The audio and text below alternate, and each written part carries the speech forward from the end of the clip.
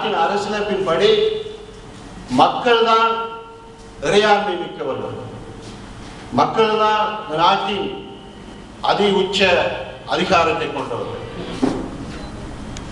அப்படிப்பட்ட மக்கள் இறையாண்மையின் பிரதிநிதியாக நாட்டின் ஜனாதிபதி அவர்கள் இருக்கின்றார்.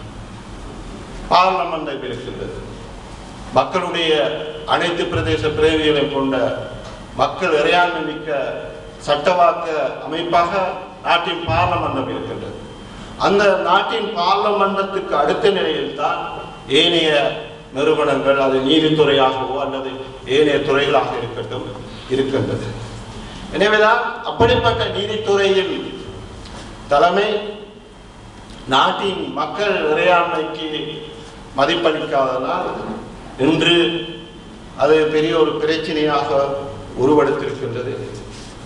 அதில் இன்று எதிர்க்கட்சி தலைவர் கூட, பெரிய சட்ட வல்லுநர்கள் கூட, நாட்டின் புத்திஜீவிகள், நடுநிலையாக சிந்திக்கின்றவர்கள் கூட கூறுவது மக்கள் இறையாண்மை, மக்களுடைய அந்த மக்கள் தான் அதி உச்ச அதிகாரத்தை கொண்டவர்கள் என்பதை இன்று சான்று கொள்கின்றார்கள்.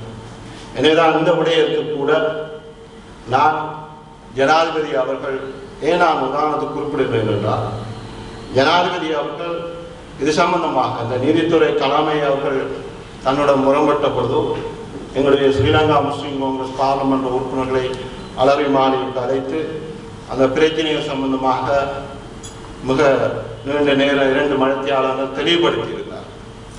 அதில் உள்ள நாட்டில் அபிவிருத்திக்காக, நாட்டில் வருகின்ற எதிர்காலத்தில் ஏற்படுகிற சவால்கள் சம்பந்தமாக முதல் தெளிவுபடுத்தியிருந்து எங்களுடைய ஒத்துழைப்பை கேட்டிருந்தார்கள்.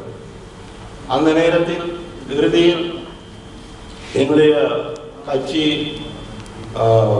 ஜனாதிபதி ஒரு பங்காளி என்ற அடிப்படையில் இதற்கு ஒத்துழைப்பு கொடுக்க வேண்டும் என்ற அடிப்படையில் தீர்மானித்த பொழுது நான் ஒரு சட்டத்தரணி என்று பார்க்காமல் தைரியமாக நான் அந்த ஜனாதிபதியின் வேண்டுகோளின் பேரில் அந்த குற்றப்பிரணையில் கையொப்பமிட்டேன். நான் ஆரம்பத்தில் அந்த கையொப்பமிட்ட பொழுது சில சவர்கள் என்னிடம் பல்வேறு விதமாக கூறினாலும் இன்று உண்மையில் நாங்கள் அந்த எடுத்த தீர்மானம் உண்மையில் நாங்கள் அதில் சரியாக எடுத்திருக்கின்றோம் என்ற முடிவில் நான் இருந்து கொண்டிருக்கின்றேன். மீராமொயின் முகமது ரஃபீக்,